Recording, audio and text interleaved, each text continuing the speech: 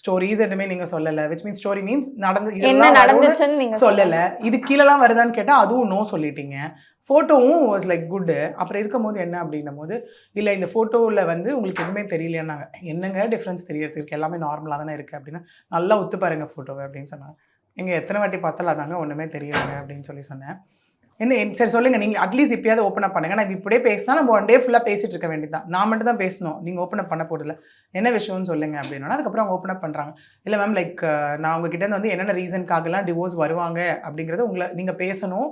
Okay, என்ன பேசுகிறீங்கன்னு கேட்கலாம். Plus உங்களோட மைண்ட் செட் என்ன, ஐ மீன் என்னோட இஷ்யூஸ் நான் அமைதியாக இருக்கும்போது நீங்கள் என்ன மாதிரி யோசிக்கிறீங்கன்றதுக்காக தான் நான் இவ்வளோ நேரம் பேசாமல் இருந்தேன். ஓகே, நான் இப்போ சொல்கிறேன். எப்போ 1 hour 1.5 hour அப்புறம் அவங்க ஃபைனலி ஷி ஓப்பன்ட் அப். பொறுமை அதிகம். வேற வழி இல்லையே ஆக்சுவலி. நான் தான் உங்களுக்கு சொல்கிறேன், ஒரு சிவில் மேட்டர் ஆகட்டும் கிரிமினல் மேட்டர் ஆகட்டும் வந்தனே அவங்க என்னென்ன அந்த பதட்டத்தில் சொல்லிடுவாங்க, ஐயோ என் சொத்து போகுது, எனக்கு கிரிமினல் இஷ்யூ, என் மேலே எஃப்ஐஆர் விழ போகுதுன்னு சொல்லிடுவாங்க. பட் ஃபேமிலி இஷ்யூ மட்டும் நீங்கள் சொன்னால் நம்ப மாட்டீங்க. கிட்டத்தட்ட 4 மணி நேரம் 5 மணி நேரம் உட்காந்து பேசின கிளைண்ட்ஸ் எல்லாம் இருக்காங்க. ஓகே.